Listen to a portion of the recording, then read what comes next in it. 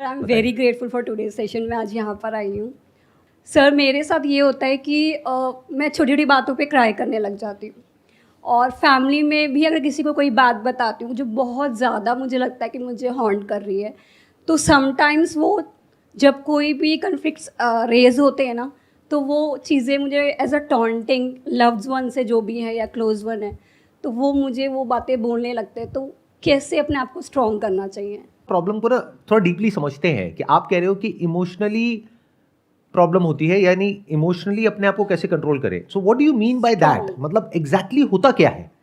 Sir मुझे emotionally strong होना है एक्चुअली में। जो मुझे बात बात पे रोना आता है, अगर मैं इफ़ आई से समथिंग टू माय मदर, वो उन बातों को समझती हैं, बट वो मेरे लिए उस टाइम पे स्टैंड नहीं लेती है जहाँ पे लेना चाहिए। और सेम ही ऐसे ही होता है, अगर कोई क्लोज वन है, कोई फ्रेंड है, उनसे कोई बात शेयर करते हैं, तो वो भी कहीं ना कहीं उस चीज़ों को ना सर टॉन्ट करते हैं that you are going through this. मैं वैसे शेयर नहीं करती हूँ, बट मैं अगर अपनी मम्मा से करती हूँ या अपनी फैमिली से करती हूँ, तो वो नेगेटिविटी होने लग जाती है। उनको लगता है ये प्रॉब्लम्स में रहती है। मैं प्रोफेशनली प्रॉब्लम्स घर पे नहीं लेती हूँ, बट अगर ज़्यादा होता है तो मुझे शेयर करना पड़ता है।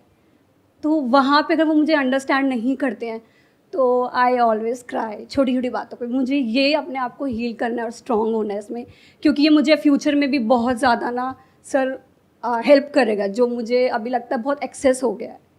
देखिए, जहाँ तक मैं समझ पा रहा हूँ, जो प्रॉब्लम है वो ये है कि जब आप अपनी प्रॉब्लम किसी से डिस्कस करते हैं तो उस लेवल पे प्रॉब्लम नहीं है, क्योंकि डिस्कस करके तो आप हल्के हो जाते हैं।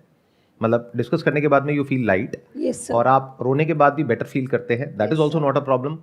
बट द प्रॉब्लम इज कि जब आप कुछ शेयर करते हैं किसी के साथ में, तो बहुत सारी बातें ऐसी शेयर कर देते हैं जो भी अपने मन की होती है, जिसको सामने वाले लोग पकड़ करके यस सर। सुनाते हैं कि तुम्हारी थिंकिंग बहुत नेगेटिव है, ऐसे मत सोचा बात करो, बात ऐसे पे मत मत किया रोया करो, करो। हाँ। ये मत बोला करो, हाँ। ऐसे नहीं करते, ये क्या सोचते रहते हो, क्या फालतू के थॉट्स आते रहते हैं तुम्हारे माइंड में।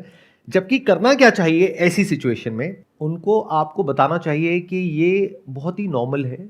यानी कि थॉट्स आना सब तरह के, यानी नेगेटिव से नेगेटिव, पॉजिटिव से पॉजिटिव। बट ऐसा होता नहीं है हमारे घर में। माहौल हमारे घर में क्या होता है कि कोई कितना भी अंदर से परेशान हो, बाहर से सबने एक मास्क लगाया हुआ है और सब अपने आप को ऐसे दिखाते हैं कि हमसे खुश तो कोई है ही नहीं। स्पेशली जब कोई गेट टुगेदर होता है, वहां पर फोटोग्राफ्स सब अपनी अपनी डाल रहे होते हैं, तो वो फोटोग्राफ्स देख करके ऐसा लगता है कि सारी खुशियां इसी घर में है। हाँ जी, हाँ जी। चाहे अंदर से सब लड़ रहे हैं, मर रहे हैं, कट रहे हैं, बहुत बुरा हाल है अंदर से। बाहर से देखने में ऐसा लगता है, और जब ऐसी फोटोग्राफ्स आप देखते हैं तो आपको और ज्यादा अंदर से लगता है कि शायद मुझी में कोई प्रॉब्लम है, या हमारे ही घर में सारी प्रॉब्लम है। हाँ। और तो जगह कोई प्रॉब्लम ही नहीं है। तो पहले तो ये समझिए, ऐसा कोई नहीं है इस पूरी दुनिया में, अमीर से अमीर, गरीब से गरीब, या कोई भी इंसान, जो भी आपके आइडल है ना, आपकी फैमिली में, फ्रेंड सर्कल में, जो आपको लगता है कि इसकी लाइफ तो परफेक्ट है, किसी की परफेक्ट नहीं है। अंदर सबके अपने सीक्रेट्स हैं जो कि छुपे हुए हैं। अगर वो बाहर आ जाएं तब आपको पता लगे कि इसकी लाइफ तो मुझसे भी ज़्यादा बेकार है, या मेरे जितनी ही बेकार है। हाँ। ज्यादा हम नहीं कह सकते, क्योंकि कुछ चीजों में ज्यादा बेकार होगी, कुछ चीजों में अच्छी होगी। बिल्कुल सर। तो बट इस तरीके से कह सकते हैं कि इसकी लाइफ भी बेकार भी है, अच्छी भी है, जैसे कि मेरी लाइफ बेकार भी है, अच्छी भी है। अपनी लाइफ को भी आप ध्यान से एनालाइज करोगे तो ऐसा नहीं है कि सब कुछ ही बेकार है। हाँ जी सर। कुछ बेकार है, कुछ अच्छा है, ऐसे ही उसकी लाइफ है। तो पहले जब ये आपको क्लैरिटी आती है कि किसी की भी लाइफ वैसी नहीं है जैसी आप अपनी लाइफ बनाना चाहते हो, इनफैक्ट जो आपके माइंड में एक आइडल लाइफ का सिनेरियो बैठा हुआ है, जहां से कि आप ये क्वेश्चन पूछ रहे हो कि कैसे मैं अपने इमोशंस को कंट्रोल करूं और कैसे मैं इमोशनली बिल्कुल स्टेबल हो जाऊं, यानी कि मेरी लाइफ में कुछ भी हो रहा है मेरे को कोई फर्क ही ना पड़े। Exactly sir. तो my answer to this question is कि ऐसा होना पॉसिबल ही नहीं है। तो जब मैंने आपके इस आइडल को तोड़ दिया, यानी जो आपके माइंड में एक आइडल सिनेरियो बना हुआ है, बिल्कुल ऐसा है कि आप मेरे से क्वेश्चन पूछ रहे हो, सर कोई ऐसी दवाई बता दो या कोई ऐसा नुस्खा बता दो कि मैं कभी बीमार ही ना पड़ूं पूरी लाइफ में। अरे जब तक जिंदा हो तब तक बीमार पड़ोगे, हाँ जी। मरने के बाद कोई बीमार नहीं पड़ता। राइट? राइट। इस बात को अच्छे से समझो, जब तक हम जिंदा हैं तब तक थॉट्स हैं सब तरह के, फीलिंग्स हैं सब तरह की, इमोशंस हैं सब तरह के। ये जो अंडरस्टैंडिंग है ना, ये जो बात मैं आपसे कर रहा हूं, अगर इस बात को ध्यान से समझ लोगे तो यही सॉल्यूशन है, और कोई सॉल्यूशन नहीं है।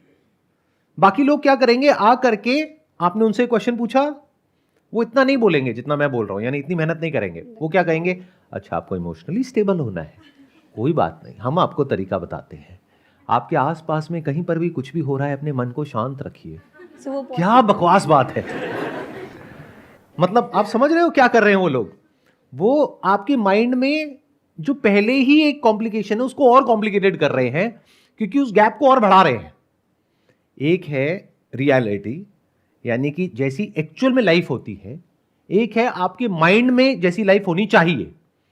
तो लोग क्या करते हैं, जो बारीकी से लाइफ को नहीं समझते हैं या रियलिटी के बेस पे बात नहीं करते हैं, वो इस गैप को और बढ़ा देते हैं।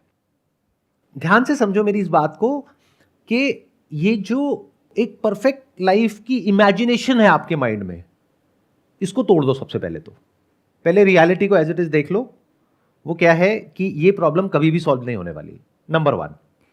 तो हमने क्या किया, इमेजिनेशन से हटके रियलिटी पे आ गए। तो अब क्या करें? कुछ मन में है और आप बात कर रहे हो, तो वहां पे 2 तरह की बातें हैं। एक है जो कि ऐसी है जो आपको अंदर से पता है कि अगर आज मैंने ये बात बताई तो पूरी लाइफ के लिए हो सकता है मैं प्रॉब्लम में आ जाऊं, यानी कि ये बात बाहर नहीं जानी चाहिए। तो उन बातों को आप लिख सकते हो और पेपर पे लिख करके उस पेपर को फाड़ के फेंक दो। हर बात बोलने की नहीं होती है।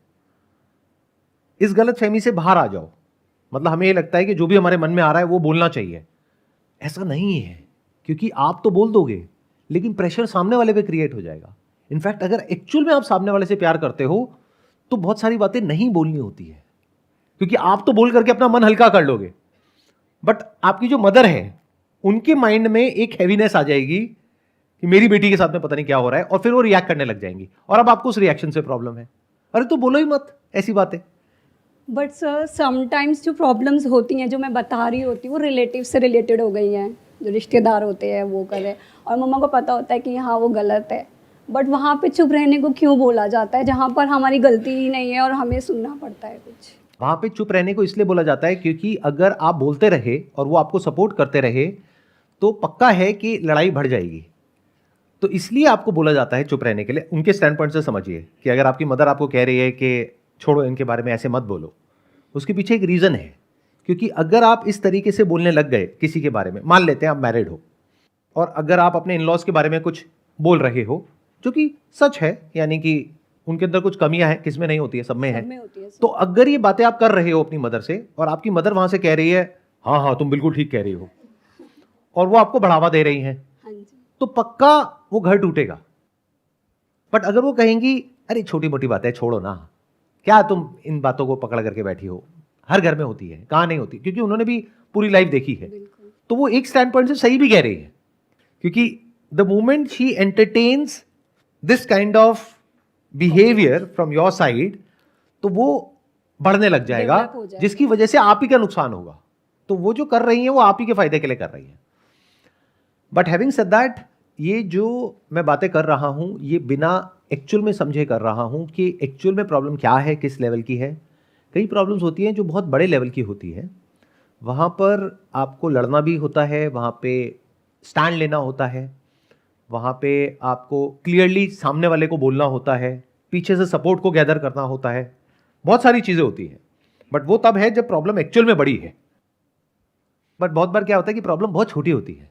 अभी बड़ी और छोटी कौन डिसाइड करेगा कि बड़ी है छोटी है? क्योंकि आप बोल दोगे मेरे लिए तो ये प्रॉब्लम बहुत बड़ी है, और सामने वाले यहाँ पे हो सकता है कोई और बैठी हो या बैठे हो, वो सुन करके कहें कि ये क्या प्रॉब्लम है, मतलब खाने को लेकर के बोल दिया कि खाना बढ़िया नहीं है। ऐसे कोई बोलता है कि मुंह पे? देखा जाए तो ये प्रॉब्लम बहुत बड़ी है, देखा जाए तो कुछ भी नहीं है। समझ गए? तो ये बड़ी छोटी भी आपके अपने माइंड में ही है। तो पहले अपने माइंड में फिक्स करो कि बड़ी क्या है और छोटी क्या है। वो कैसे होगा? प्रायोरिटाइज करो अपने माइंड में लिख करके, और कभी भी याद रखो जब भी ये बातें, अगर आपको एक्चुअल में इसका सोल्यूशन चाहिए, एक है कि आप सिर्फ पूछ रहे हो पूछने के लिए, एक है आपको एक्चुअल में सोल्यूशन चाहिए। अपने माइंड में एटलीस्ट इतनी सी क्लैरिटी लेकर के आओ, एक पेपर पेन लेकर के लिख करके कि मेरी लाइफ में सबसे इंपॉर्टेंट 5 चीजें क्या है एक रिलेशनशिप में। तो अगर वो आपको क्लियर है, तो अगर उस पर कॉम्प्रोमाइज हो रहा है तब आपको लड़ना है। बट अगर बाकी की 100 चीजें हैं तो आपको इग्नोर करना है। इसका उल्टा होता है बहुत बार, क्योंकि ये क्लैरिटी है ही नहीं हमारे माइंड में। तो जो छोटी छोटी चीजें हैं उसके पीछे हम लड़ते रहते हैं, और जब कोई बड़ी चीज हो जाती है तो हमारे अंदर एनर्जी ही नहीं होती है लड़ने की, क्योंकि सारी एनर्जी उन छोटी छोटी लड़ाइयों पर निकल चुकी होती है। बहुत बार क्या होता है, मैंने देखा है घरों के अंदर सिचुएशंस होती है जहां पे लड़ना चाहिए और कोई लड़ ही नहीं रहा है, कोई कुछ कह ही नहीं रहा है, कोई बहुत बड़ी गड़बड़ हो रही है, सारे चुप बैठे हैं एज इफ कि कहीं कुछ हुआ ही नहीं है। हाँ सर। ऐसा क्यों होता है? क्योंकि हमें क्लैरिटी नहीं है कि क्या एक्चुअल में बड़ी प्रॉब्लम है और क्या ऐसी है जिसको इग्नोर करना चाहिए। और ये आपको खुद अपने लिए ही लिख करके क्लियर करनी होगी, क्योंकि हो सकता है मेरे लिए जो प्रायोरिटीज हो वो आपकी प्रायोरिटीज से बिल्कुल अलग हो, किसी और की बिल्कुल अलग हो। कोई वर्किंग वुमेन है, उसकी अपनी अलग प्रायोरिटीज है मैरिज के बाद में, कोई वर्किंग नहीं है तो उसकी अपनी अलग प्रायोरिटीज है। तो वो क्लियरली डिफाइन करना होता है और लिख करके करना होता है, क्योंकि माइंड में करोगे तो उलझ जाओगे और फिर आप एक लूप में चले जाओगे जिसको ओवर थिंकिंग कहते हैं। बार बार एक ही चीज सोचते रहोगे और उसमें से बहुत सारी चीजें ऐसी होंगी जिसका रियलिटी से कोई कनेक्शन ही नहीं होगा, कुछ भी इमेजिन कर रहे होगे। अच्छा उसने ऐसा बोल दिया, इसका मतलब ये तो नहीं है, कहीं वो ऐसा तो नहीं सोच रहा है, कहीं वो ऐसा तो नहीं सोच रही। आपको कैसे पता वो कैसा सोच रहे हैं? उनसे फोन करो, क्लियर करो कि भाई आप ऐसा सोच रहे हो क्या। ये getting where I am coming from, कि मतलब लाइफ को थोड़ा सा सिंप्लीफाई करो, प्रॉपर ऑर्डर में लेकर के आओ, चीजों को क्लियर करो कि अपने लिए इंपॉर्टेंट क्या है और नॉन इंपॉर्टेंट क्या है। ये बहुत जरूरी है लाइफ में करना, जो हम कभी नहीं करते हैं। आप अंदर से परेशान हो पूरी लाइफ के लिए, लेकिन आपको ये तक पता नहीं है क्यों परेशान हो। क्यों नहीं पता? बिकॉज कभी आपने ये फिगर आउट ही नहीं किया कि एक्चुअल में आपके लिए सबसे इंपॉर्टेंट क्या है लाइफ में। जैसे कोई इंसान हो सकता है, एक एग्जांपल देता हूं, आप जॉब कर रहे हो, किसी इंसान के लिए इंपॉर्टेंट है फ्रीडम। 24 घंटे मेरे सर पे कोई ना बैठा रहे या बैठी रहे कि तुम्हें ये करना है, तुम्हें वो करना है, मेरे को ऐसा पसंद नहीं है। ये हो सकता है एक पर्सनैलिटी हो। दूसरी है जो कहती है कि मुझे फ्रीडम नहीं चाहिए, मुझे सिक्योरिटी चाहिए, मुझे कुछ भी बोलते रहो, मैं एक कान से सुनती हूँ दूसरे से निकाल देती हूँ, मुझे सिक्योरिटी चाहिए कि ये जॉब अगले 20 साल तक 30 साल तक कहीं जाने वाली नहीं है। तो दोनों अलग अलग हो गए ना बिल्कुल ही।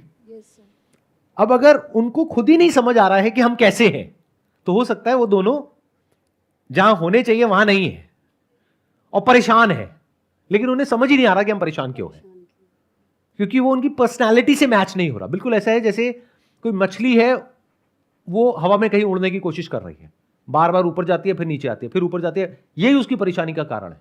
अगर वो समझ जाए वो मछली है, चुपचाप पानी में रहे, कोई दिक्कत ही नहीं है।